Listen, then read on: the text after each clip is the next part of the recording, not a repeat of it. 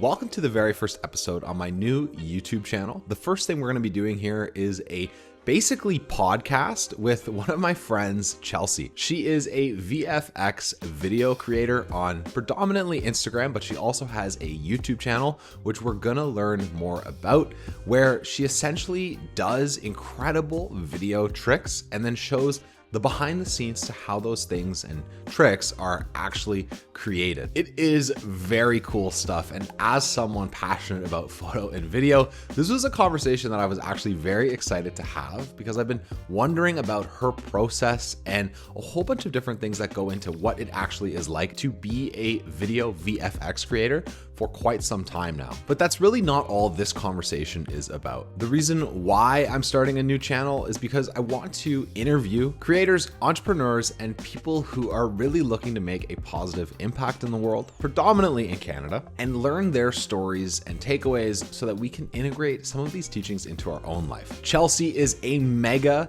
video creator, and she has a ton to teach us. We learn about how she started, her process into creating incredible content, the behind the scenes to the realities of being a content creator in Canada, and tons more that I think you guys are really gonna find valuable. And so that said, you can skip ahead to the start of that conversation because I first just wanna mention about why this new channel really exists. If you've been following me for a while, you'll know that I have a photo and video presence based on Instagram. And over the last year, I've really tried to develop a new series that I've called the Best of Canada series, where essentially I've been traveling around the country from everything involving Vancouver cherry blossom season to Carnival in Quebec City to small towns and festivals around Ontario, Banff during the winter, and just tons of these little small adventures and then bringing them to life onto my socials. On YouTube, this has been a ton of fun on my original channel, Brock Wonder, because I've been able to take a long form content creator passion and really figure out how to bring it to life in a way that I've always wanted to. Through creating those videos on that Brock Wonder channel, I've been able to interview a lot of Canadians, whether that's a farmer from somewhere out in rural Ontario that's now at a farmer's market in Ontario, or small business owners that are throwing festivals that I'm able to attend and learn their stories along the way to help integrate it into the video to go a layer deeper into what the experiences are that I'm actually showcasing as part of the Best of Canada travel series. And that got me onto this new idea where I figured, why not just sit down with people and talk to them for real, learn their stories in a more face-to-face, authentic way. Because a lot of the times during those videos, I only really have 15 to 25 minutes talking to somebody, and the conversation really gets good after that point. And the personalities of who I'm talking to comes out, and we just learn so much that I just wish we could speak more to. One of the biggest hurdles that I'm finding right now, especially for people who aspire to own a business or pursue this same path of being a content creator, is that they really almost just have no idea what to do first or what certain path they need to take while they're doing it. And so that's one avenue of what I want to bring to these conversations, is really just getting a wide breadth of what the realities are of like actually building something meaningful that you're super passionate about and what that looks like. The second aspect to this is to really highlight, I don't want it to only be this, but I do want it to be a focus, the realities of building something in Canada. I think we have a lot of unique circumstances in this country that make it a little bit more difficult to actually do something meaningful than other places in the world. There's a lot of regulatory hurdles. There's a lot of economic challenges at the moment. The list goes on, but the reality is that people do figure it out. And I think it's important to help elevate the people that do figure it out in some way and share their stories to let all of us know that if you have something you want to accomplish, there's no reason why you can't figure it out somehow.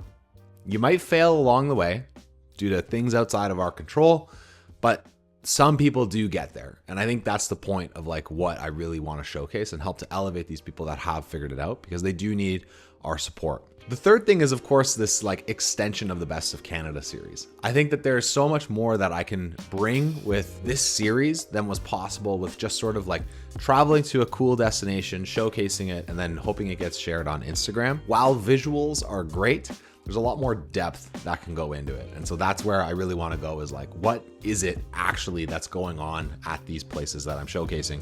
Whether it's visiting Canmore and checking out the best photo locations in Banff, to like doing a road trip through Vancouver and experiencing some of the top tourist destinations. Like, these are just a couple of ideas, but there's a story behind the activities, and that's really what the point is of this new channel. Because the final aspect that I want to wrap this all around is that new series I started on my old channel called North, which was about building my company Gold Drop. This is an infused maple syrup company. I'll put the link in the description if you're interested into knowing what it actually is and learning more about what I'm doing with it. But essentially, I want to bring North onto this channel and really just talk about the realities of building a business and bringing you guys along the way for that journey. And I came to realize that that content doesn't really have a place on my old channel, and it does need a new home. And if I'm able to provide sort of this business context around the journey in my own way of like proper YouTube videos and long form content here, in addition to interviewing other Canadians, predominantly, again, I don't want it to be only that, about what it's like to be a content creator, small business owner, business of one, influencer, whatever it might be, even an artist or prolific figure really making a difference in an entrepreneurial way. There's a ton of learnings that I'm going to be able to share on this channel. So with that, there is tons to come. This is going to be video 1. It's adjacent to the Best of Canada series is essentially the idea. It's the people behind the country, if that makes sense. But again, not only, I'm sure we'll have the opportunity at some point to interview friends and other maybe acquaintances that I haven't met yet that live elsewhere, because I think those stories are probably important too. And really just bring it to life to help you guys out along whatever journey it is that you're looking to craft for yourself. So with that, I hope you enjoy this interview with my friend Chelsea. There's a lot to learn here. And in my opinion, it's a pretty great conversation. So let's jump into it. All right, Chelsea, you are the first guest on my new podcast, which I'm calling The Drop. I want to start a tradition on how we kick these things off. If an Uber driver, if you were in an Uber and the Uber driver was asking you a little bit about yourself, how would you tell them who you are, what you do, and why you do it? I mean, I'd probably lie. Oh, okay. If it's a stranger, but on like the general sense, I'd say I'm a visual effects artist. Okay. If I was giving more of a full answer, I'd say I'm a visual effects content creator. And then to the follow-up of what does that mean? It's like I make short form videos with a impossible magical thing happening that I use visual effects to create. Okay. Yeah. and I work with brands to create ads that with that same sort of impossible element. Amazing. And they would be like, what's a content creator? Yeah. And then I have to shamefully say influencer. Yeah. Exactly. I get that too, because I'm like, I feel like influencers just become like such a trope now. And you're like, I don't want to be an influencer, but I want to be a content creator, but people haven't picked up on it yet. I feel like also it doesn't quite apply because influencer is more like people who do lifestyle stuff, who genuinely have influence. Like people follow them to see products to buy and what they're wearing. And mine's like an entertainment side. Like people don't care about the products. Like I don't think if I posted something about a makeup brand, like they're not going to sell out in a day, like how some traditional influencers would.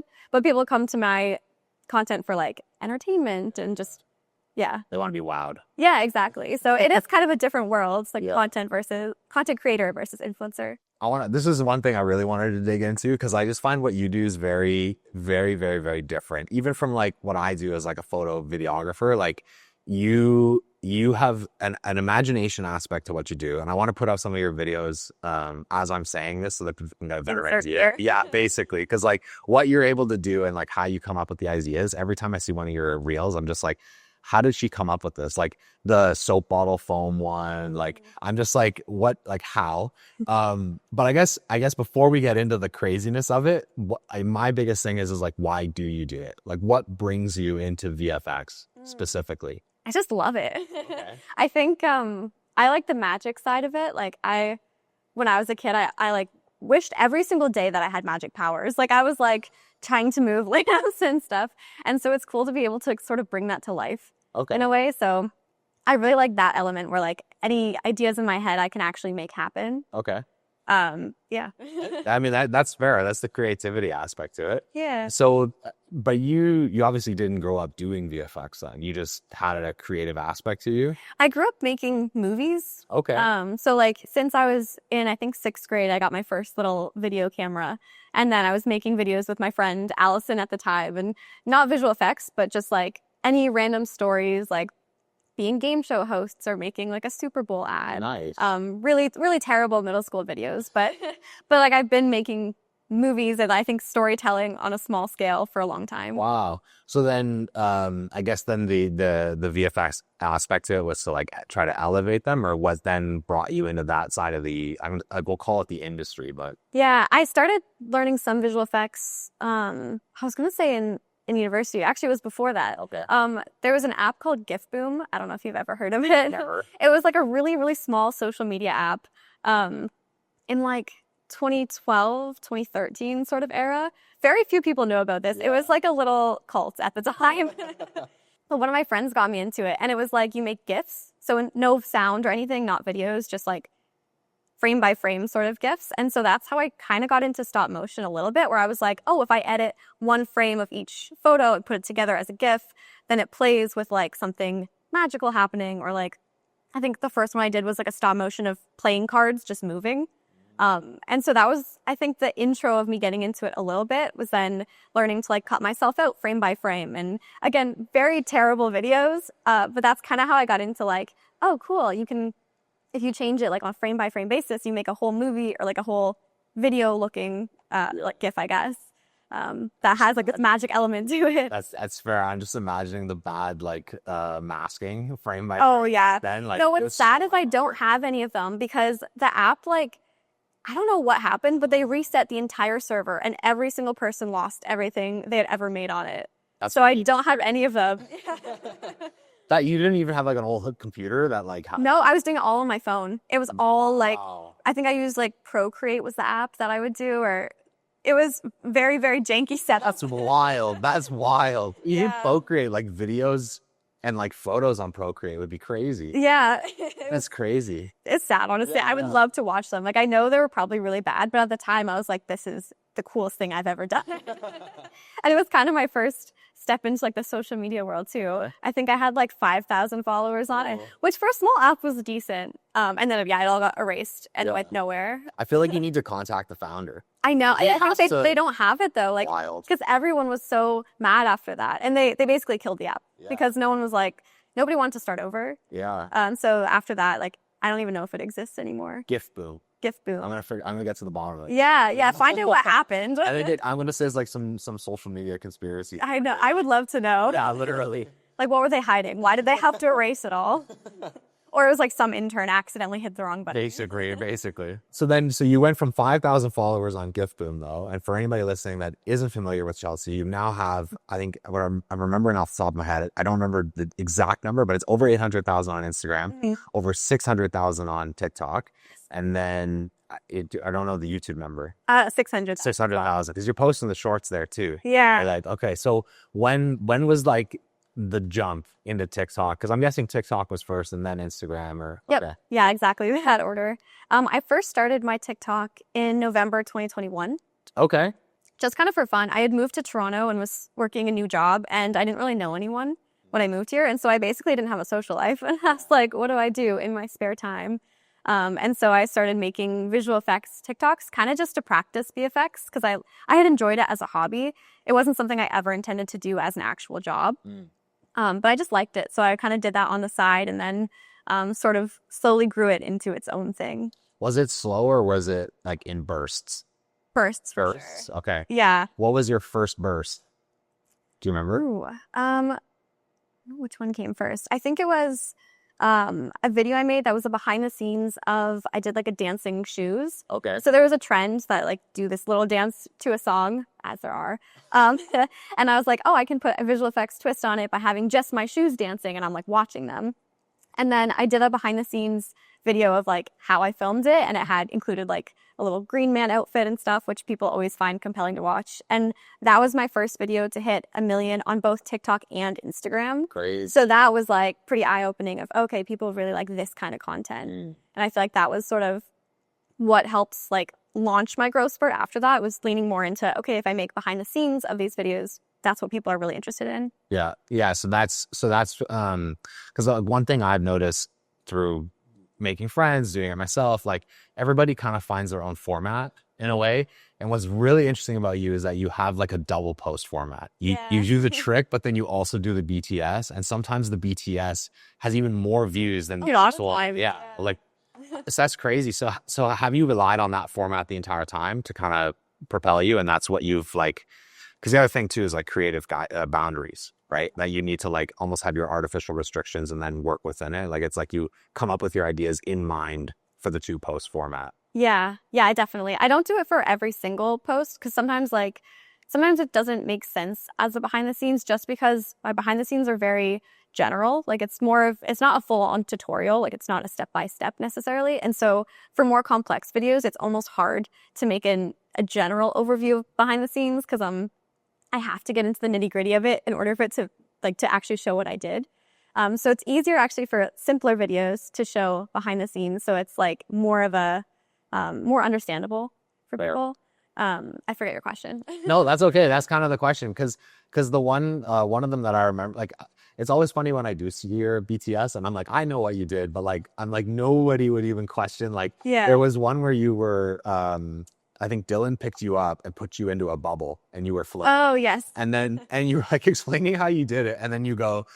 And then I ran into a problem where Dylan's green arms were like wrapped over my waist. Yeah. And I had to like take a snapshot of your waist and then like puppet tool it, morph it. And you totally glazed over like how that happened. And I'm like, everybody's like, oh yeah, I'll just puppet warp it. And I'm sitting there and I'm just like, to puppet warp, that would be insane. Like it was definitely like the most time consuming part of that video. It's crazy. Like the lengths you have to go through for like the little things. Cause like even the way he like picks you up. Yeah. If you did it under the armpit, like versus wrapped around your waist, then it would have simplified it even a little bit. Yeah. You know? But also, like, I feel like him holding me like this and moving around, it's just hard on the forearms. Literally. And you'll have like 2 like clothing things like underneath. Yeah, exactly. So that was another example of this like double post idea, right? I do have to film now, like, behind the scenes and the actual video. Oftentimes we'll set up 2 cameras to capture the BTS from a different angle. So I'm almost always keeping that in mind of like, okay, how am I going to show how we filmed it? Or if the filming setup itself is more interesting than the actual editing, then we'll try and get a wide shot of us just filming it because people just like to see it. Yeah, people do like, and I almost think like the regular person too, like that isn't into anything really creative, when they do see how a creative task is done, they're just like, wow. Like, yeah, even with like color grading tutorials, like when you see like a professional colorist like make a movie, like I remember seeing like a time lapse of what was that? All Quiet on the Western Front. Okay. Have you seen any of these tutorials on how they colored it? No. Like insane. It'd be like the most beautiful sunny day and these guys just like turn it into just absolute like war zone. Like that's so cool. It's so cool. It's so cool. And I'm just sitting here and I'm like, millions of views because I'm like, everybody saw that movie and was like they shot it in that weather, and it's like not the case like it's whatsoever. So fun to see like the magic behind it. Yeah. I get why people like, even if they're not doing visual effects, they like watching mine. Same reason as watching like the colorists or even watching those like rug power washers. Yeah. It's so cool to see how things are done. It's true. It's all about in process. Yeah. That's kind of it's like the show How It's Made. If you watch that. Yeah, literally. So then do you get a lot of DMs of people that are just like blown away by a BTS you might share? Yeah, I get a lot of love, I'd say, from that. And I think it's nice being in a niche where there's not a lot of hate because it's not like I'm making strong statements about anything. So everyone's just like kind of wowed by the world. I will occasionally get people telling me that my editing's bad, but there's gonna be haters for everything. So I honestly, I'm so over it. We filmed a video in Niagara Falls and we did this like, the concept of the video I thought was cool. Turns out I was wrong. It's done pretty well though. He's got like over 60,000 views. So I'm like, I'm saying that where I'm like, this is one of the better videos I have done, but man, people are dragging it because they're like, we went to Niagara Falls. The idea was like, this is one of the most touristy places in Canada you can go. We're going to investigate if that's actually the case. And we did like the most touristy day imaginable, like Clifton Hill, like Maid of the Mist, like all that stuff. And then the next day we interviewed locals at a farmer's market and asked them to tell us like what the real side of Niagara was. Okay. And then we did what they told us. And then it worked out as a concept. And like we went to Niagara on the Lake and the wineries and like did a little less of the beaten path or whatever, like off the beaten path. And then the comments are like, you didn't go to the American side, like you didn't see all of Niagara Falls, or like, yeah, they're like, you The didn't. American side does not count. That's what I was saying. I'm like, what even is No on one the here American goes side? to Niagara Falls for the American side. Literally, I'm like, it's just crazy what people put out there, and it's like a Yeah. harmless video about like a farmer's market in Niagara, and they still find a way to complain about it. That's welcome to the internet. Yeah, literally. So how do you come up with your ideas though? Because you're just this constant stream of creativity. Sometimes it's hard.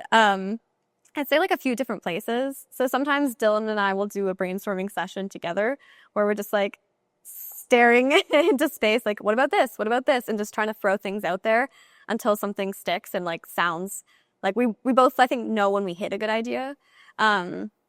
Also, if I'm really uninspired to, like looking through other people's videos and doing something inspired by someone else or taking an element of that, or even just looking at like what's popular in movies and TV and seeing if there's a cool effect I can make from that and sort of put my own twist on. Cool. So sort of everywhere. I'd say if I get really stuck, the best thing for me is to stop thinking about it and to just take a break.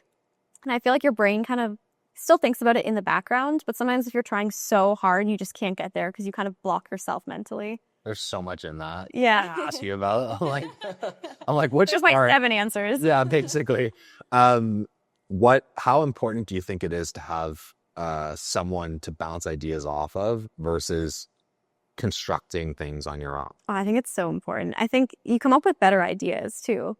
And sometimes it's just helpful to talk it out loud, even if the other person isn't contributing. Just to say it makes you think about it more, and then it just forms into a better idea. But also other people have such good ideas. And I find it's like, especially if I'm stuck, it's so useful to just have another brain in it, and you get more creativity. And yeah, I don't feel like I could do it nearly as well on my own. Yeah. So do you think it's even more important that your partner is also a part of the process, or do you think like, could you lean on 3 friends and like the outcome might be similar? I feel like if you have somebody who's passionate about it and enjoys it. So like for me, I'm fortunate that Dylan likes coming up with videos. It's not like a burden on him, and he's a very creative person. But if it was something he didn't enjoy, then I wouldn't want to try and bounce ideas off him, because I feel like it's more draining than anything if someone's not into it. So in that case, yeah, any friends. So anyone who like just would have fun with it and who wants to talk about it and get you excited as well. I like that answer. I'm always afraid like of bringing people in and maybe they're being nice, and then all of a sudden I'm like taxing them because it's like an hour of like ideation, and it's just like, I think for like just bouncing a few ideas, I feel like anyone wants to. Like people are always suggesting things to me or coming up. Like everyone has a creative part of their brain, but if it's going to be a long, intense session, then they have to want to be there. Yeah. They gotta be willing. Yeah. Can't trap them into it. Like it's like free consulting fees. Yeah, exactly. So then the movie side of it, I think like one thing, there's something that's happening right now where like I'll open up Instagram, and for lack of like, I don't want to bash it, but I just noticed right now it's like a flood of crap. Like I have no other way to put it. Like I open it up and I'm like, why am I even looking at this? Like this is not. And I think back to like 5-6 years ago, like I started posting photography on Instagram before the month before carousels were released. So I had this like access to this like single photo app, and like the way it worked is like everybody on it was primarily a photographer, and they're like looking for like a page that they could follow that like they like the style of, and it was like yellows and blues or like moody and like whatever, you know. And that was like, you would follow these bits of inspiration and you'd be like, I'll go make something similar to what this person did, and then like build your style off of that. And movies were always in the conversation of like places to get inspiration from. But now I'll open up the app, or I'll even open up YouTube, and it's like a come with me video to like a ridiculously manufactured Instagram like experience, or like 10 things to do in Montreal, and it's like all the same things from the last 10 things to do in Montreal video. And like, that's not, in my opinion, that's not like the inspiration that we need. Like when you say you look at a movie and find inspiration, like what specifically are you talking about that like sparks your creativity from doing that versus like this junk, you know? Like, I think from movies, definitely specific effects. So for example, like from Wicked, I wanted to try riding on a broomstick. cool. And it's kind of a cool challenge of, okay, how do I do that in my small scale way without, you know, a crane lifting me up? Things like that, where it's like little effects from the movie that I think I can try like with my own like restrictions kind of. Yeah. Do you have like 3 inspirational moments that you remember right now? Like what are the 3 things that like... From movies? Or? Yeah. I'd say the Wicked one is top of mind because it's like such a recent movie. I did a Beetlejuice one when that came out. Okay. Oh, and then probably Wednesday. Nice. That was, that was a big one. Cool. That's like, so you're looking for... I look for movies like with visual effects in them. Yeah. So that I can have a specific effect or something I can kind of try. Work backwards from it almost like Yeah. post. See, and that's kind of what I'm talking about is like, even like back then, it's like this photographer, because again, that was the state of the art. Like they were at this point in their creative journey and then everybody was like working up to it. That's like, that's the cool part about movies is like, they are the standard. Yeah. And you figure out how to do it in your own way. What's your favorite movie? Of all time? Yeah, all-time favorite movie. Oh, I have different answers. Okay. Depending on the person or what? Depending, favorite in what way, I guess. Like favorite as in I'll watch it 1,000 times over. Mean Girls. Okay. Favorite, like guilty pleasure if I'm ever sad, the Lorax movie. Okay. Or favorite, like if I'm talking to somebody who's expecting a prestigious film answer, Shawshank Redemption. Wow. So a very different variety. Yeah, no VFX in any of them. Yeah. I guess like Harry Potter would be the visual effects series, but That's too funny. yeah. I more care about the story. Anything that has a really good story to it. Yeah. Or like compelling characters or good music in the Lorax. Yeah, in that in the Lorax's case. My curiosity is like you search for story then in the movies, and then sometimes in your reels, it's not necessarily story driven. Do you want to get into stories with your VFX at some point, or are you trying to find a way to like bring that aspect into it? Yeah, I would like to get back to like longer stories at some point. And that's what I'm hoping to kind of use my YouTube long form channel for. Cool. I'd say a lot of my videos have very, very miniature stories in that they have a beginning, middle, end. Or at least some of my better videos. I think ones that are just in effect aren't as compelling as ones that have their own tiny little storyline, where it's like there is a setup, there is something happening, and then usually a funny or kind of twist ending. Yeah. So I like those. I like making my little miniature stories, but I definitely do hope to one day kind of come back to where I started, which is film industry, and maybe making like a web series or a longer form kind of thing. Cool. Because I'm trying to think, there's the one I remember of, there was one creator you collabed with, and I forget her name, but she was building a sandcastle. Kelly. Happy Kelly. Yes. And she was building it, you came up, poured the water over it, and then made like a better one, and then the wind blew it away. Yeah. And that's like exactly the format that you're talking about of like, the surprise ending. Yeah, exactly. At the like that one, it starts quick, but the beginning is Dylan actually walks by and kicks over her mini sandcastle. Yes. So then, I help her make a big one, and then twist at the end where it's flown into dust. So funny. It's funny actually. We made that one up on the spot that day. Oh wow. We just met up with her and her husband, and she had her baby like 2 weeks prior. I messaged her and I was like, we don't have to. If it doesn't work out, it's okay. And she's like, no, it's fine. That's awesome. Her mom had their daughter like in the car while we were filming. Wow. But yeah, so we kind of came up with an idea where I had done my ice spiral one, and they were like, oh, maybe we can do something with the same kind of concept. So that's where we're like, oh, well, what if we use water and sand to make a big sandcastle? And then we sort of built out the story around it of like, okay, why am I helping her? Somebody kicked it over. And then what can we do that's funny at the end? Like, have it fall down. Someone kicked it over, Dylan. Literally, it's like, you're favorite. Must. He's used to his cameos now. Yeah. Does your audience, like, do they even ask for Dylan to be in the videos? They do. Yeah. Yeah, I get a lot of my comments are video suggestions, which is always fun. And I love people now like comment asking for like Dylan should do this, or like he gets shrunk down and you eat him. Like, It's kind of funny. No one can ever spell his name because he has a weird spelling. Oh, really? Wait, how does it spell it? Dillan. Oh, okay. Yeah. So they all go DYL or something. Yeah. Yeah. So the thought is there, so it's fine. They're like, that's what counts. That's funny. It's on his mom for spelling it weird. So then, because you mentioned the ice pouring one, is that your most watched? By far, yeah. I don't even know if I'll ever top that one, Really? frankly. I mean, I thought it was real. When I first saw it, I think I was watching, like, someone was showing it to me while I was busy, and I was just like, I mean, -40, it could happen. Yeah. Like, it's not like it's far off. That's why it did so well, is that there was just so much discourse around whether or not it was real. And it was at the time, too, when there were a lot of videos coming out of, like, actual weird things happening in Canada, where people would wet a pair of jeans and freeze it standing up, stuff like that. So I think that also kind of fed into the psychology of, like, could be real. I don't know. Strange things are happening in Canadian winter. And it kind of hit the sweet spot where it was before AI came out. Because now I know if I had posted it with everything that's happening now, people would just be like, oh, this is AI. And I don't think it would have gotten nearly as much traction. So it kind of was just the perfect timing posted. And then, yeah, it was on like news stations. Like so many people thought it was, a concerning number of people who don't do their research thought it was real. Like even BuzzFeed reached out to me to put it in an article of real things that were happening in Canada. And I had already posted it behind the scenes at this point. So That's crazy. there's just, it was shocking how easy it is to spread like misinformation. Well, I didn't even mean to. It's just a visual effects video. Yeah, you're like harmless. Yeah, but there's very little research being done now in things that are posted, which is kind of crazy. How do you feel about that? Scared.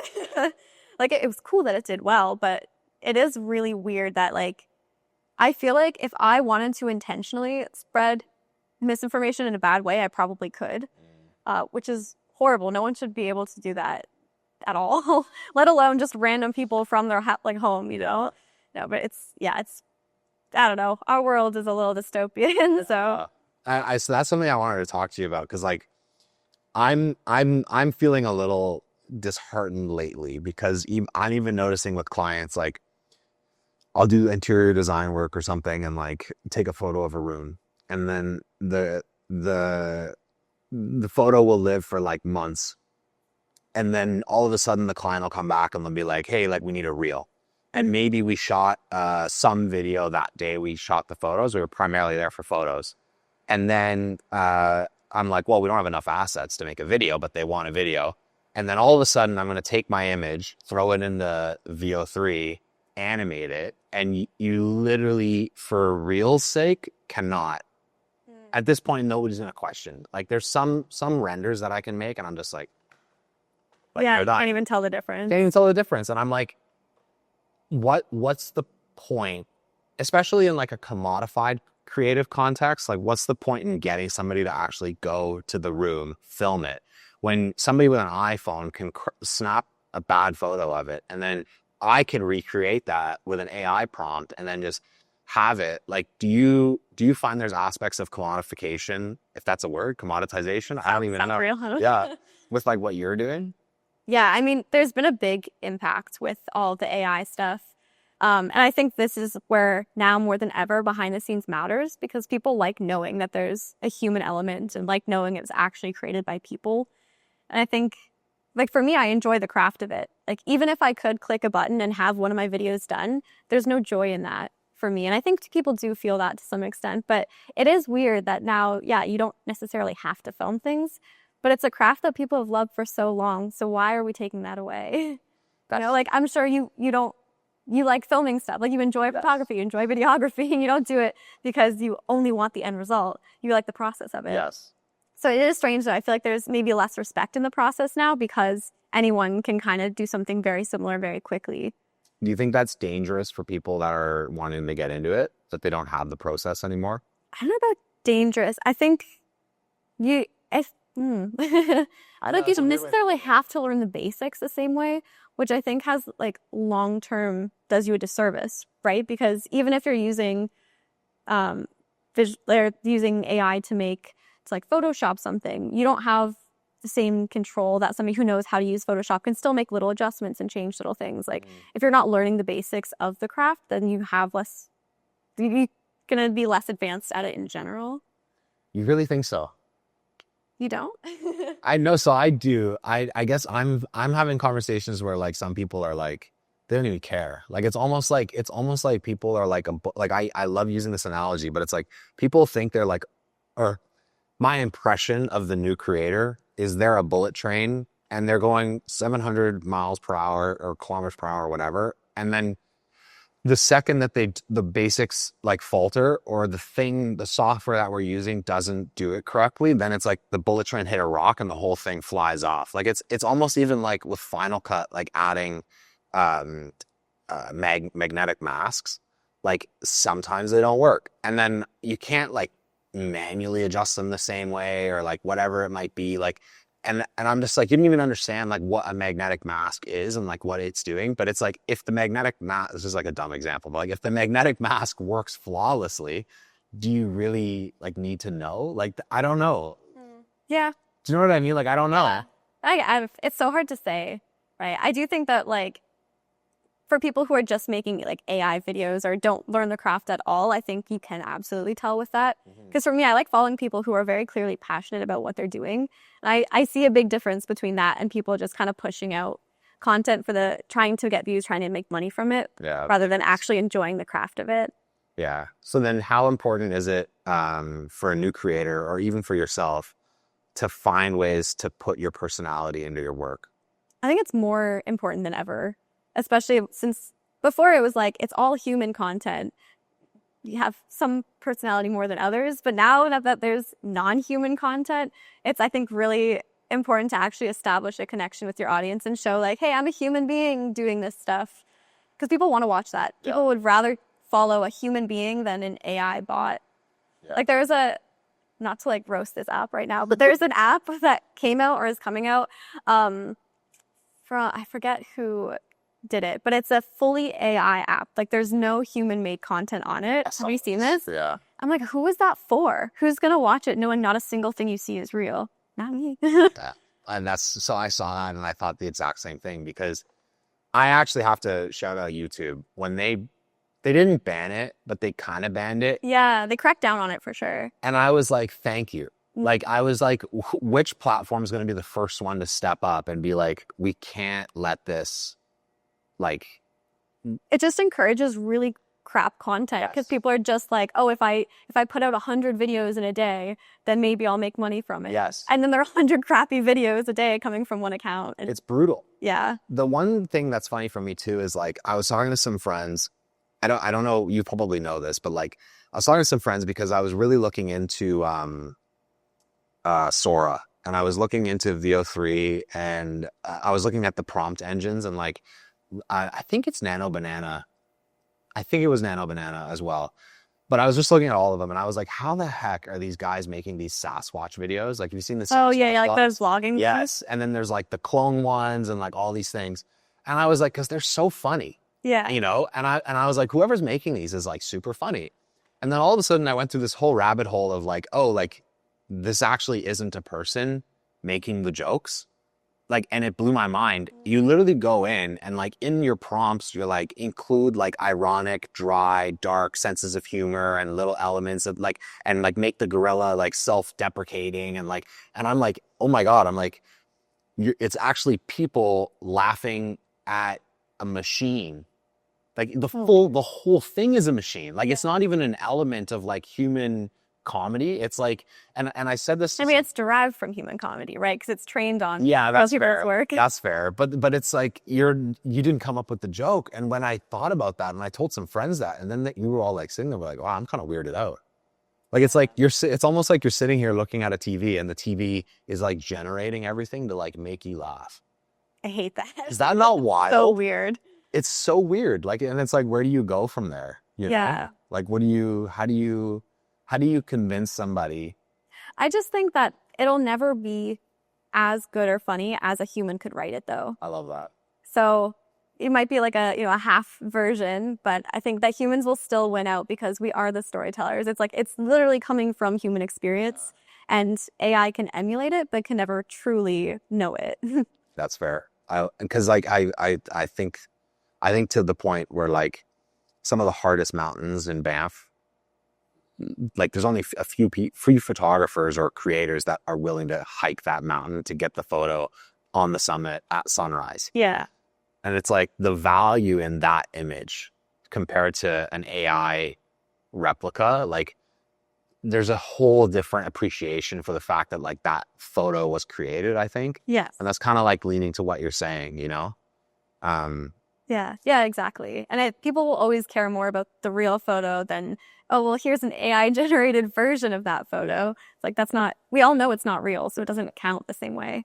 So then I guess getting a little tactical, because I'm curious, what are some ways that you found help to inject your personality into your content? I think behind the scenes are helpful. This is my answer for everything. Behind the scenes videos. Scenes, like, because then I'm actually like talking and it's us just making the content. Because my videos themselves, like the visual effects ones, are obviously more of a scripted. I'd say it's more of, well, I'd say most of my channel is more of a like YouTube version of myself, which is like a little peppier, a little. I'm kind of hoping long form YouTube is going to be a place where I can show more of how I actually am. Hopefully people don't hate me for that. I doubt it. But yeah, I think like behind the scenes, and then in a general sense, like story posts. I think stories on Instagram are a way that I feel like I've been able to actually feel like a person more, where people are seeing like what I'm up to, or I can just talk to the camera for those ones. Yeah, I think those are kind of a good way to show who I am a little bit. Do you enjoy stories? I do. I like having some kind of interaction too with people, rather than just like commenting on videos. And so I like doing polls and like asking questions and stuff. I find it really fun to have that sort of like two-way conversation. I know some people feel like they're like, oh, I gotta pull out my phone now, and like, and then other people love it. Like they're like, I think it's the best way to relate. I don't post, I'd say, that much, like not even daily. So I think it depends. Like some people definitely are really, really into it. And I think those are the people that as a viewer, you feel the most connected to because you see the most of their lives. But yeah, I don't think of it that much, and I don't want to be like obsessed with having to make sure I record everything. Yeah. So then with your long form content, are you trying to vlog a little bit? Is that the idea, or? I'm still kind of figuring it out. I sort of want to do like expanded versions of my behind the scenes where it's like coming with me on the process of filming and coming up with stuff and just getting like sort of more of that on-set experience with like how it actually goes when Dylan and I are filming or whoever else is there. But I'm still trying to figure it out because I also don't know, like for behind the scenes for the short form, anyone can watch it because it's a good like 30-second long clip. But if I'm doing a more expanded version, then I feel like I lose some of the casual viewers, where if you don't have some interest in learning how I edited it in After Effects, then you probably don't care about watching a full 10-minute version of it. So good point. Yeah, I'm still kind of figuring out who it's for, I guess. I'm trying to think, like formatting for that's probably going to be huge because you probably can't do like live take, edit, live take, edit, live take, and then it's like that's the video, because then in the edits, that's I can see drop off for sure. Yeah, I don't know. I'm just trying things right. It's funny because it feels like starting over on social media, which is like, when you start off, you just have to try stuff and post it, and it's can feel so embarrassing to get no views on something, but it's the only way to learn. Yeah. So now it's sort of the same thing I'm doing in long form, where I'm like, okay, if I get no views, it's fine. I'm here to learn and to make better videos, and hopefully they'll get to a place where people actually want to watch them. Yeah. And YouTube's a whole different animal. Exactly. It's totally different format. Holding attention for more than like 10 seconds is way harder. How's the adjustment been then in your creative process? Like, do you kind of let the video come to life, or are you thinking like I still have to script it and be super? I'm trying to actually plan more for it. Okay. So I feel like for long form, you need more beats and like you need more of a direction going into it rather than trying to like retroactively create a story out of it. So I'm working actually with a producer, this woman named Audrey, and she has a studio where she has freelance editors working for her, and then she also does like producer consulting. Nice. And so she's helping me. We're like coming up with the idea for the video and then sort of like planning out the story beats, so that I know what to film going in, and then the editor has some direction starting with it. Very cool. So yeah, that's gonna be a fun once it's a good experiment. It's a very good experiment. It's really nice too working with other people, because normally it's almost always me solo doing everything. And so it's actually very refreshing to like bounce ideas off of other people who are just as invested in the video and to be able to hand off footage to an editor and me like not see it and then get it back and then be able to make adjustments it's cool. Yeah. It's nice that things are happening on a day where I'm not having to like edit it myself. Yeah. Do you, I experimented with that over the summer, and then I was blown away because I had given I gave very clear instructions, don't get me wrong, but like you realize that like people are, when you give them full creative freedom, like the output that people can give you is unbelievable. Yes. If they're an investor. Yes. Like very, like it's not, you don't need to do it all. Yeah. You know? It's funny too, because I'm obviously like an editor. That's how I started, was editing, not YouTube, but general, like actual film. And I realized that I'm not as good at editing as I used to be. And I'm definitely not like the best editor in the room because it's not something I do anymore in practice. Yeah. So it's like, oh, you know what? It's okay. I can be a little worse at this than I thought, and someone else can just do it better, and that's fine. That's fine. But how well, ego. Yeah, it's weird though, but you don't have to be the best at everything either, right? It's like, do you do long form YouTube? Yes, yeah. So that's we've obviously Michaela's behind the camera as usual, but I've honestly experimented with long form since I started. I feel like it makes sense for like your short form can all be expanded. Like every video you've done makes sense in long form format as well. And that's essentially what I had like I had to reframe everything because I was like doing like essentially photo version of what you do with VFX. And it just wasn't it for me. Like I was just like, there's no way that this is like the level of information, super high level. Like you have a lot more to work with. Mine is I just felt it was very simple. So I was like, how can we like blow this up and like actually find stories through a whole soul searching process, honestly, which Michaela was here for half of it. Emphatic nodding behind the camera.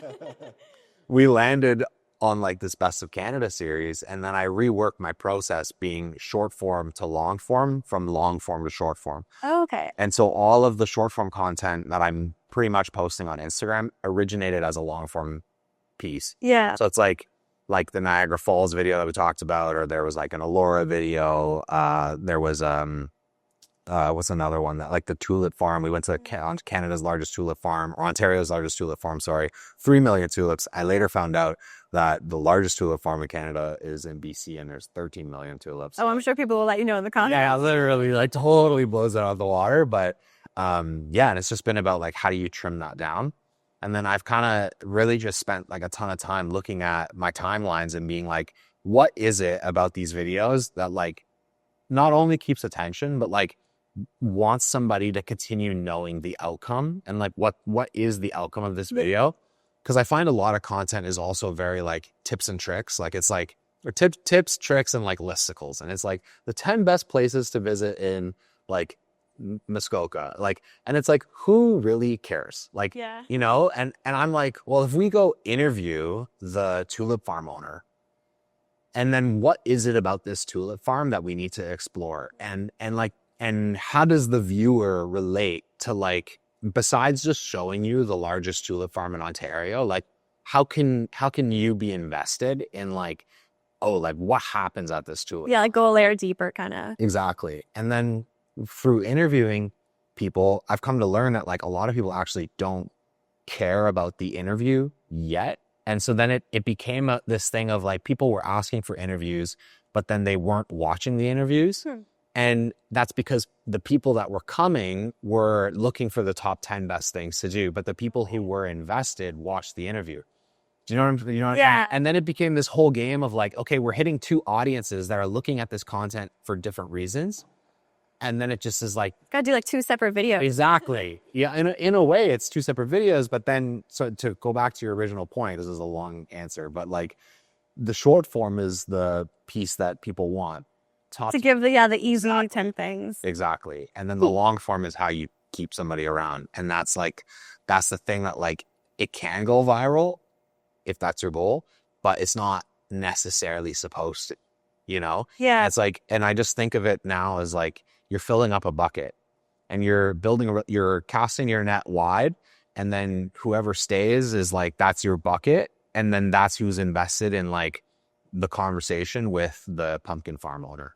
And that sounds crazy, but like, that's you're trying to find those people. Yeah, it's like the casual viewer versus like a specific or like a hardcore viewer. Exactly. It's a good way to do it though, where you kind of get the word out about the videos, like cast the net wide for Instagram, and then anyone who wants to go deeper has that option. That's my hope with it, because like at the end of the day, like it's hard to be like, oh, you know what I feel like watching on YouTube today? Like we interviewed a guy called Marty at the Allura Distilling Company, and I say that on purpose because he was the coolest person I've ever met.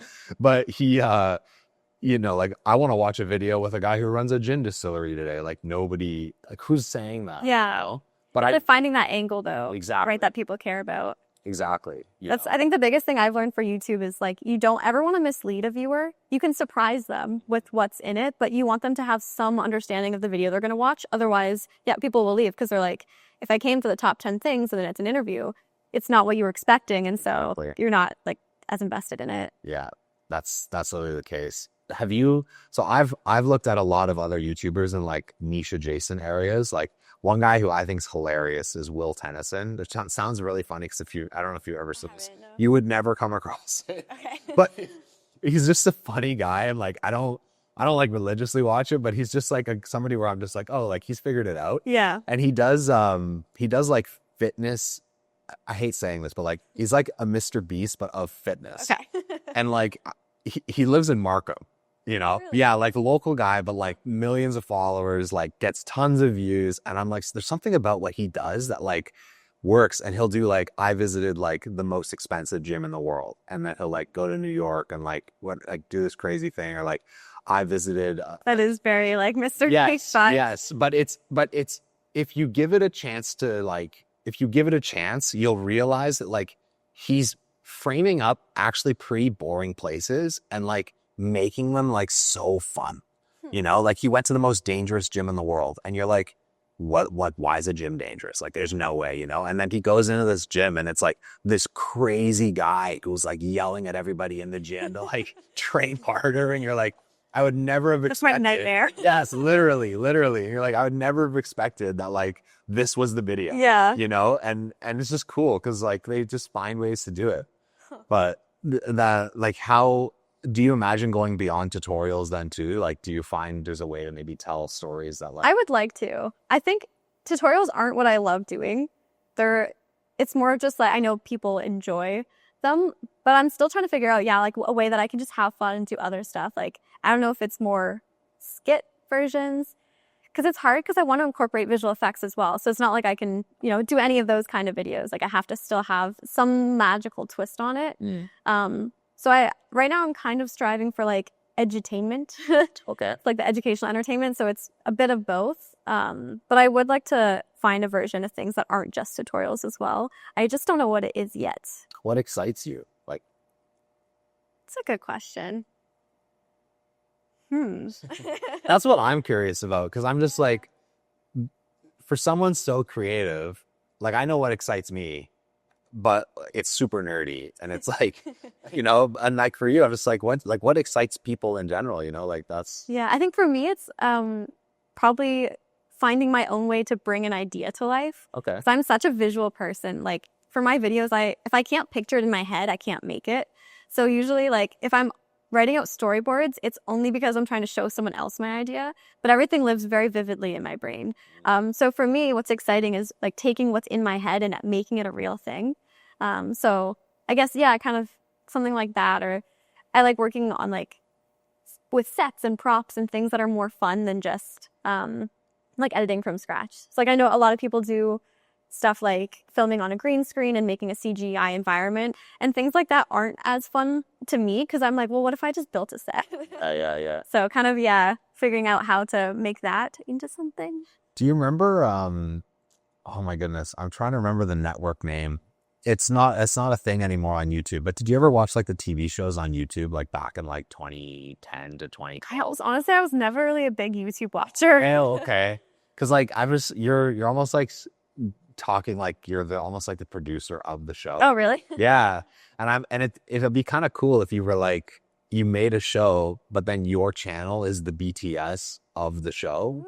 Ooh. I do like that. That'd be kind of neat. Yeah. Cause then you have that magical element to it that you can show how something is That would done. be fun. I've thought about that too. Like, I think it'd be fun to do a web series, hopefully eventually one day to like pitch one to a streaming service, but even just for fun. Like, I've thought about doing like a witch vlog. Okay. Like if the series is like, oh, I'm like a witch living in Toronto or something like that. And do like what stops you? Time. I feel like it's so hard. There's not enough time for everything. But right now I'm trying out this other YouTube genre, and like we're trying to do a video every 2 weeks right now. But then on top of that, I'm still trying to make my short form. And I think I just haven't delegated enough yet where I can take on any new projects. Because even too with like brand deals, I just did a whole bunch in a row, probably too many in a row, but it takes all my time and it's hard for me to make like my own content in between because I'm editing like 40 hours a week. So I still have to figure out how to like make a more sustainable system where I can try things without it being like, okay, I'm not going to post for 2 months because I'm working on this one web series episode. Interesting. Yeah. As like, so there's also more here I want to pick on, because I was something that I've been thinking about too. Do you really want to scale out your creative process, do you think? Is that something where you're like, yeah, I just want to... I do. Yeah. I like editing, and I think I'll always do some visual effects. I think I have to in order for my behind the scenes or for my tutorials to be like authentic. I'm not going to have someone else edit it and then like pretend I did. And I enjoy it, but I don't enjoy it so much that I don't want anyone else to ever touch it. I think I enjoy making videos the most. And I would love to grow my channel. And like, if that means having some other, visual effects freelancers on deck, like I'm very open to that. I don't know, I dream big. Yeah, I think so. I mean,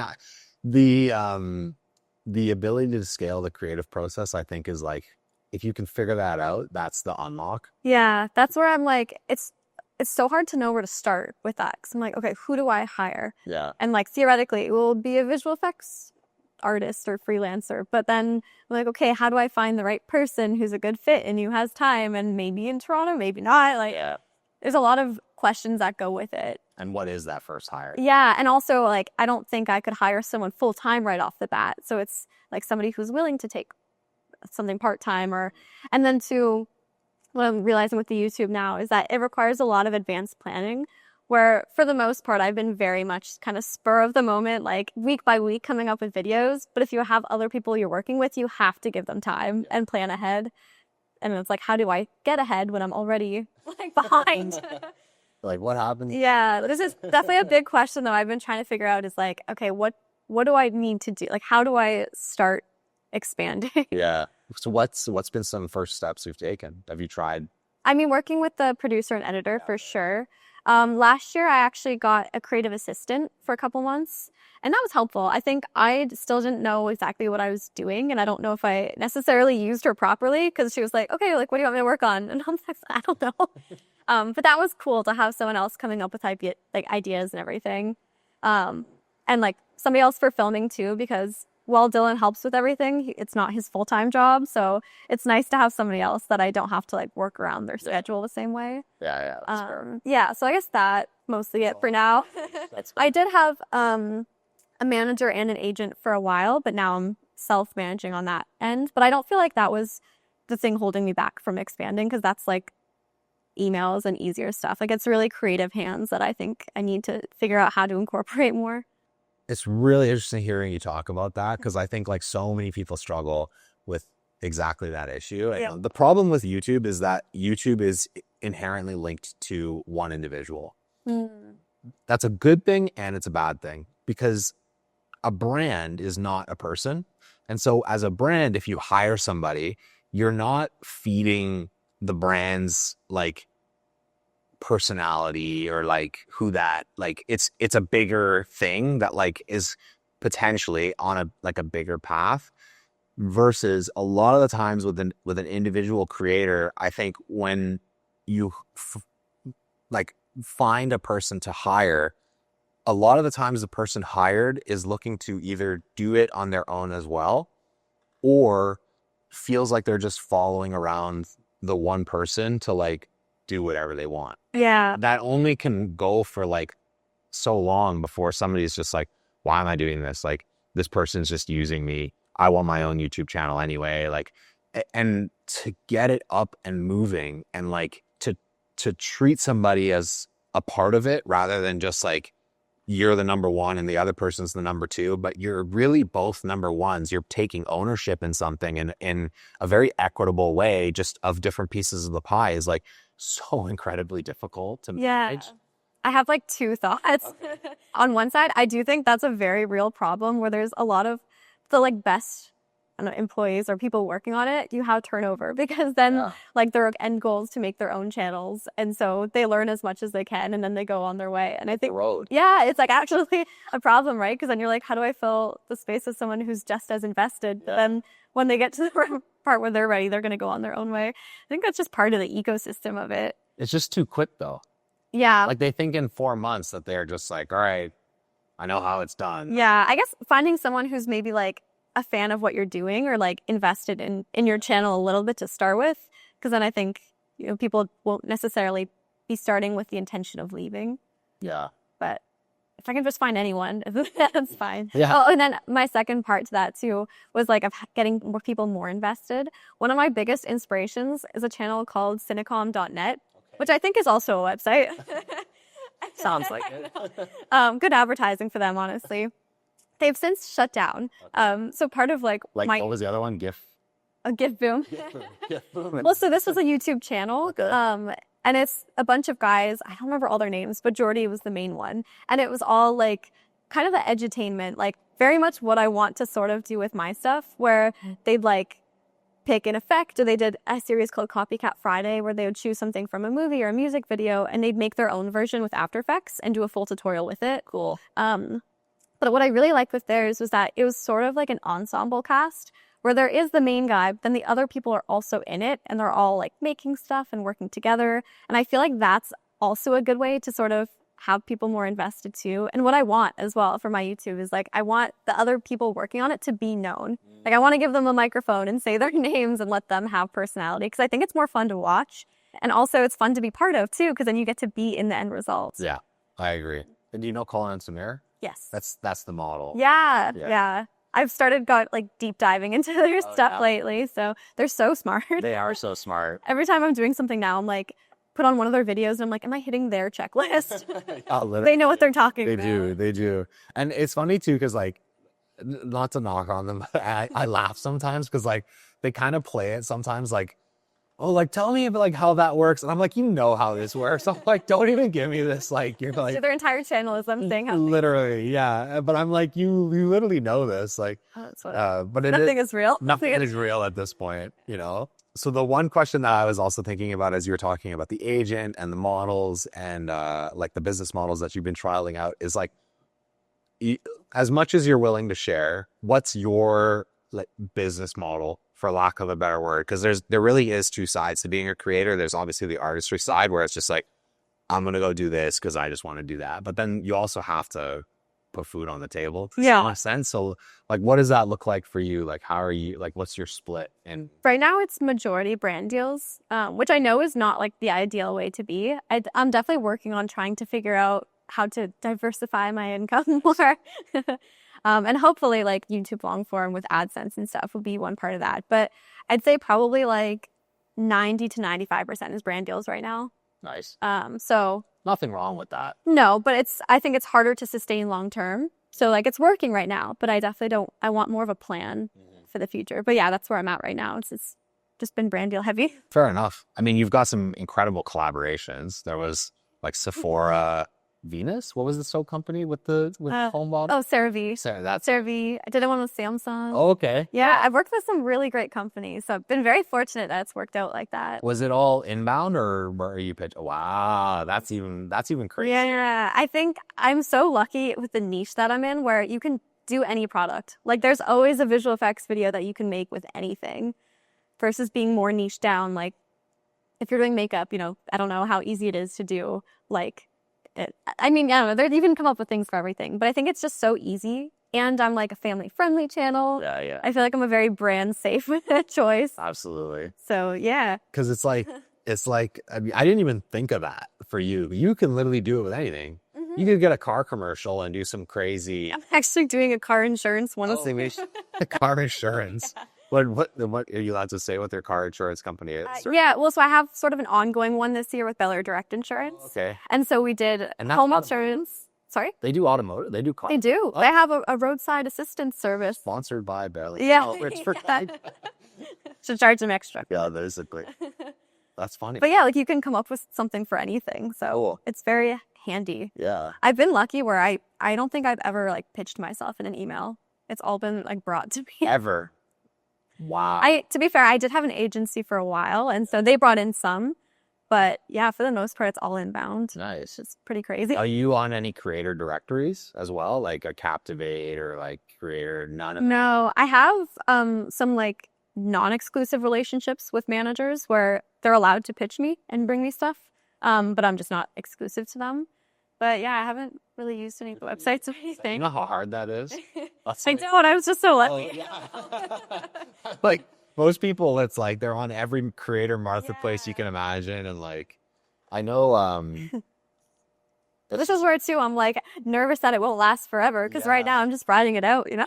but I mean, back to Colin and Samir, like they also talk about that too, where it's just like every day they wake up and they're like, is the YouTube channel going to exist? Yeah. Like, I don't know. That's true. But I've typically had, I'm going to say it like it's probably averaged out to like 3 or 4 brand deals a year. Mhm. For whatever reason, fall, I guess it's when the budgets need to Say I can tell you why. Yeah. That Q3. Yeah, exactly. And I'm like, they just come and fall. And I'm like, at the end of every year, it's like a surprise. Like, it's just like, Yeah. oh, like, what do we get now? It's funny because even though it's an annual cycle, it's still come February, I'm like, oh my God, there's nothing. Yeah, There's no work. No one wants to, but it's because they've all spent their Christmas budget. They're all planning for the next year. Like we work on the marketing calendar now. We literally. And yeah, come fall, everyone's like, okay, we have this much money left to spend. Let's get some deals going. Literally. And they've got all their campaigns planned out. And it is funny. It's like clockwork. It is clockwork. And every year, though, I still have, you know what, this year I'm going to not do it. But every year I'm like, okay, I need like more retainers, like whatever, because I'm like freaking out because I'm just like, what's going to happen here? Because I don't know. It's like middle of February. Hard It's to like, plan ahead for it. yeah, you have no idea. Like at the end of the day, you still have no idea if it's going to come or not. But for the last 3 years at least, it's just done this every single year. Yeah. It's pretty wild that like that's like you're trying to drive somebody crazy. Yeah. Well, like, every time you're in the low period, though, it's like, is it coming back? Like, Yeah. what if it doesn't? And it does. And it does. But you still keep posting too. Yeah. So there's an aspect of grit, I think, that like you need to maintain. And I think those are kind of the important periods to focus on your own content. Because like you have the time, you know, if this is Dial it in. keep it alive and keep making stuff that's fun. I think that's one of the questions people always have too, is like how to stay motivated when either you're not seeing results, whether it's from brands or just views. And you just have to enjoy it, right? You just have to want to make videos. Yeah. And then you'll stick with it year round. That's 100% the case. How do you then balance the creative artist in you with like the brand deal aspect? Because I'm guessing that like you still make your brand deals a creative challenge for yourself, but do you ever find that you're not able to like do the ideas you want to do because you're working on brand stuff all the Sometimes. time? I think it really depends too, because some brands have more restrictions than others. Like kind of like we were talking about, like food and beverage industry. I'd say those ones, legal tends to be a lot more hands-on. And so sometimes it's harder to be creative because even if the brand wants to follow your direction, the legal department's like, whoa, can't say this, can't do this. So I'd say some brands are really, really great, like easy to work with and let me have a lot of creative freedom. And those ones are fun because I actually feel like I get to make a video how I normally would anyways. And then sometimes you just have to understand that you're working with somebody who has restrictions and it's not going to be like a video for myself. It's going to be a video that's working within their boundaries. So I'm in a different spot than you because like if I'm asked to do a brand deal, it's probably something around photography related or like include a photography thing in the video. And like I've been trying my best to not have that be like the cornerstone of my personal brand for a while. And it's like, and then it'll still be like these old school asks where they're like, I'd say old school, it's like 4 years ago, but like they'll be like, use this product and tell your audience how great it is. And I'm just like, it's literally not how it works. Like you should know this by now. And I pitched this one idea about like a lifestyle concept. And there's other creators that I've now seen their content or I personally knew that were doing it as well that all got deals with this company. and they went heavy sales, and they went like show the product like as beautifully as possible, like really well done videography, but like not social friendly, like whatsoever. And I had to make this like hybrid content, and the idea didn't like work the same. It didn't work the way I wanted it to, because I had to lean into. Sometimes you just have to do what the client wants. I think it's nice. Sometimes you can do sort of like they give them an education on social as well, because some of them, I mean, most brands are coming from the traditional like TV marketing world, right? And so like branching into how social media works is very new, and the fact that like it has to feel more natural and it has to be something people want to watch is like not something that all brands are used to. So I think sometimes it is nice when you're able to kind of explain that to them and like give them a reason why if I say this chunk of dialogue, people aren't going to watch it. Yeah, so totally. sometimes they're receptive to it, which is great. How is it 2025 and we're still? Yeah, well, I don't know. I'd have to start somewhere, right? And I think too, they might not always hear the feedback, because a lot of times creators are just grateful to get a brand deal, like rightfully so. And so you don't want to necessarily push back. So like they might just not have heard, the feedback that like, hey, what you're doing isn't working. Yeah, it's really interesting. Because if I was a marketing manager, I would sometimes I just shake my head and I'm just like, you missed it. Like, and I'm sure they do too, right? You never know how many approvals and hands are in it. Like it's not always up to, even I'm sure the social media managers sometimes are like, if we did this, it would do really well. And they're like, no, stick to the script. This is actually a question I also wanted to ask you. And so I'm actually kind of happy you brought it up, because like, I always pull on examples from my past, because like, that's what I know how to talk to. But there was a group called Socality. I don't know if you ever heard of them. They were more for like photo, video content creators, which I think is unfortunate, because they pitched themselves as like the creative community, but only people who use cameras would go to like these meetups. And what they would do is they would rent out studios, and they would bring models, and they would create like editorial sets. Is this like in conjunction with Canon by chance? Yes. Okay, I have heard of this. Okay, cool. Yeah, so they would partner with Canon, because the founder, Scott, shout out to Scott, he's like an OG influencer, like one of the first travel influencers, like ever. Now he's a dad and like moved on, like, his content was crazy, and he ran it, and he built up relationships with Canon and like, all these people. Cool. Yeah, and it was amazing what they were able to do. And pre-COVID, obviously, like it was like really good. Yeah. And then they relaunched like I think 2020. It was 2022 summer. Yeah, like 2022 May or June, they hosted this boat party in Toronto, and they rented the Kajama, and they brought models dressed as like pirates, and like all the creators were like filming them, and it was packed. Like the boat was sold out, like jam. And then they had another event, Montreal, Calgary, Vancouver, like everywhere, people going. And I got really integrated and like met a ton of people through it. But every meetup, less and less people would go. And now they only really have meetups in Calgary and Vancouver, because that's where they're based. But I've found that like the creative community, even though there's so many like people making things now, like actual creators, I actually think there's less of. I don't know if that's maybe because I'm older, and like what are you finding with this? Like, cause I mean, like, I feel like I still feel kind of new to the content world in a way. 2021, I mean. Yeah. Okay. Listen, I'm a baby. I have found it really hard to meet other creators here. I feel like, I don't know if it's that there aren't that many people, or there just aren't that many events and meetups, but I don't feel like there's a huge community versus like in New York and LA, I see things happening all the time. And there's like, even in the visual effects world, there will be a meetup of like 30 VFX people. Here, I'm like, there's me, there's my friend Camille. It feels very, very small. I feel like you're right. Like, yeah. Because it's even like, I always was just like, I just feel like I'm the only one that was like using the camera to a certain extent, and posting it on Instagram to the level that I was at that time. And I know a lot of photographers and videographers, but they don't post. And I think that's the other thing too, is like the relationship to social media now. And I think a lot of people see pathways with the profession that like, maybe they think they don't need it. Like, I don't know. I will say, to be fair, too, in the US, they have creator funds. Yes. And here we don't. And I think that is a big barrier because here, I'd say the main way to make it is either AdSense or brand deals if you want to do it full time. Versus in the US, you can do like short form and get the TikTok fund and all those things. And so I think there's a lot more it's less of a jump from not doing it to doing it because you can kind of be like making some money, making more from TikTok and not relying so much on like the same way. So I don't know. Maybe that's why. Maybe that's why there's more people there. It's perfectly valid because I'll tell people, they're like, oh, like how much money do you make like per Instagram post? And I'm like, none. And they're like, you're talking about what are you talking about? I'm like, yeah, I literally don't make any money actually.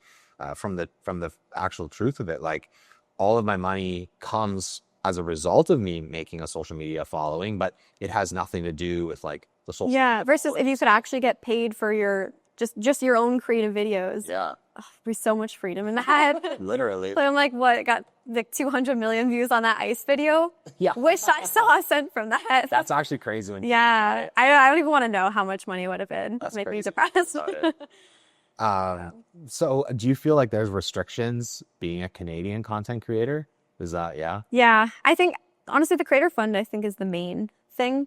Because it's harder when you don't get rewarded for your own content. Like, it is building up your account and your portfolio sort of and like building a following, but there's not a direct payoff from it. So that's unfortunate.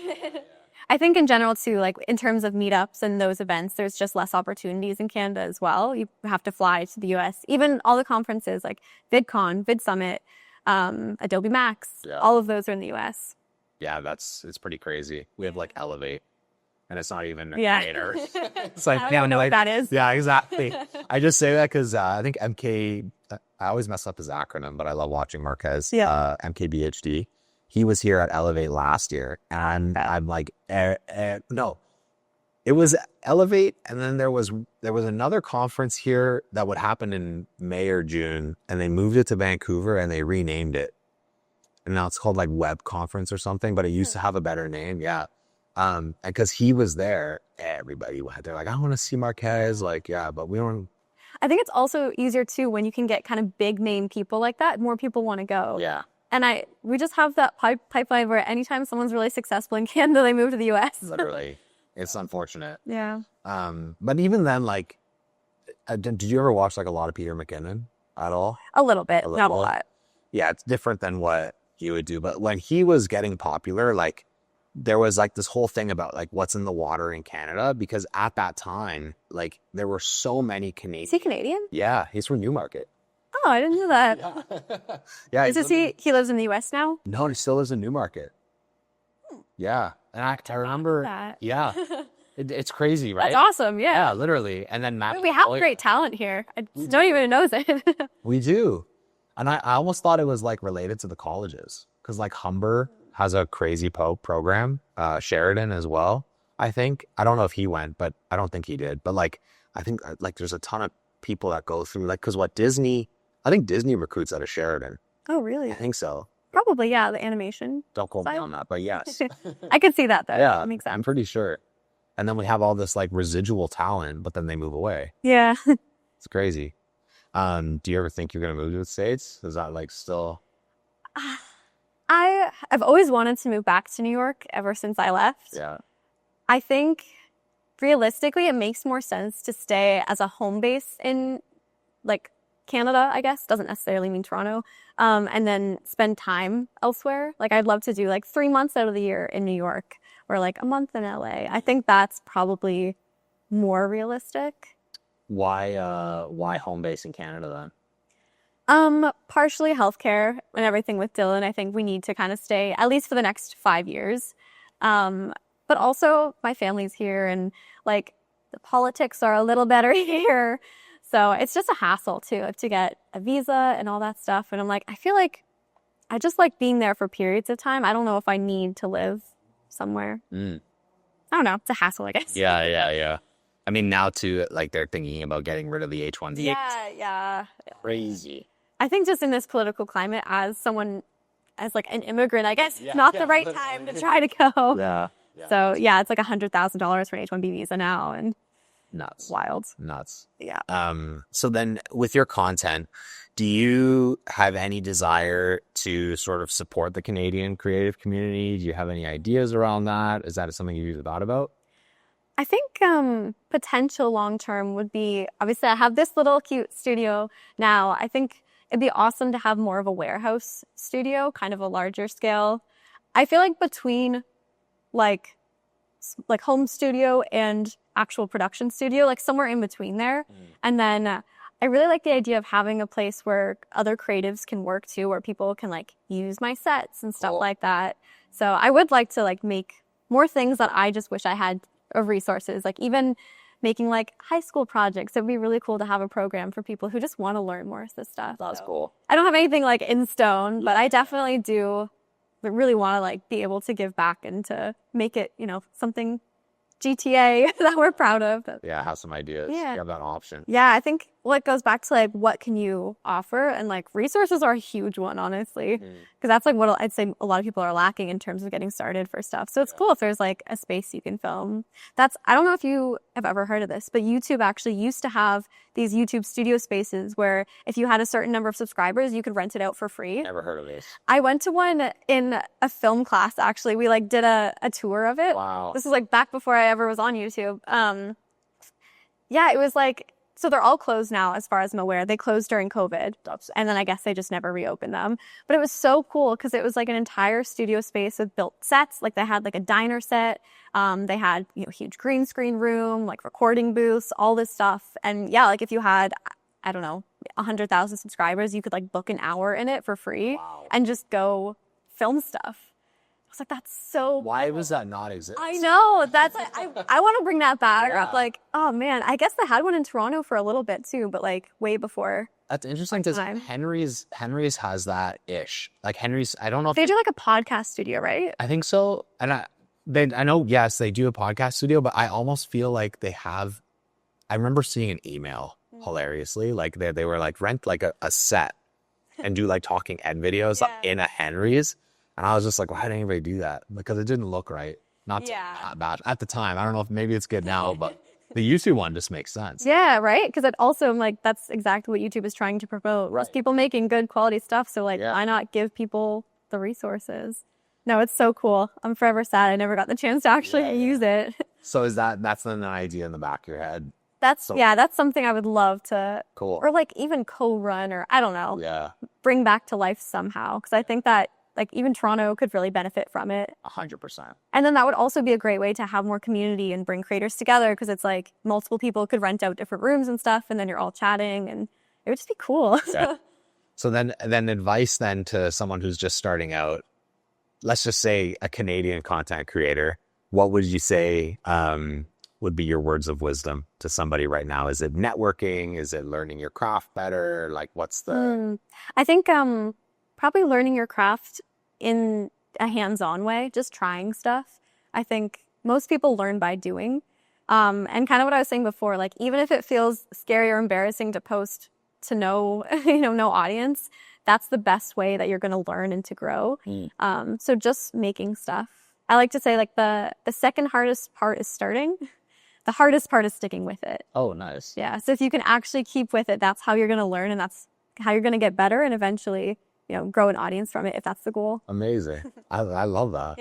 I have to use that. Thank you. TM. Yeah, TM. That's yours. I think that's a good place to sort of wrap up the conversation. But because we do a Best of Canada series on the channel as well. Oh, no, it's trivia. It's not trivia. I had to get rid of that idea because we realized that like it scared a lot of people. They're like, I have no idea. So we've turned it into fun Canada questions that we like to ask everybody. Totally harmless, only opinion. The first question is, what's your favorite Canadian snack? Ooh, probably coffee crisp. Okay, we get that. Yeah, not like a snack, like eat it every day kind of thing. But as far as like chocolate bars and stuff go, they're so good. Nice. I love coffee crisp. Yeah. I didn't know they were ours. Yeah. I had no idea. I only knew some of these. I only know because I lived in the U.S. for a few years growing up, and then you're like looking for this one candy bar. Or Halloween, you get Smarties, and they're not Smarties. they're rockets. Oh, right. Yeah, and I'm like, this is wrong. And then I'd always bring back like coffee crisps and Smarties and stuff to my American friends whenever I like visited Canada. Like, what is this? Yeah. For as many snack foods as they have, and their grocery stores are crazy, I'm always shocked. Right? Like, yeah. Like, what do you guys, you wouldn't like this? Like, I know. It's coffee and it's chocolate. It's literally the perfect snack. clearly. Favorite place to travel to in Canada? Ooh. I feel like I haven't traveled nearly as much as I want to in Canada. Like, I've done a lot more East Coast. I would love to go to Banff. Okay. I'd say You've that's- never been to Banff? No. Wow. I know. That's probably like the top of my Shocked. bucket list Yeah. for Canadian Videos travel. you would get in Banff? True. I'll be so nice. Yeah. I mean, now that we're semi-boycotting America, I think probably more likely to do a trip there at some point, but only in the summer because I don't really ski or anything. So I feel like winter is my chance to go somewhere warm. Yeah, that's instead. fair. So I've been to Banff twice. One in the beginning of October, one it was the end of November. I was like, Yeah, beginning. no, it's the first. Like second or third week of, yeah. It was cold. It was very cold. So I went the first week of November the first time, and it was at the tail end of larch season, which a larch, do you know what a larch is? Like, Yeah. I didn't know this either. They're pine trees, but it's not pine trees. They change colors. Huh. They're orange, and they're everywhere. Oh, Yeah, cool. and they're only orange for like a week.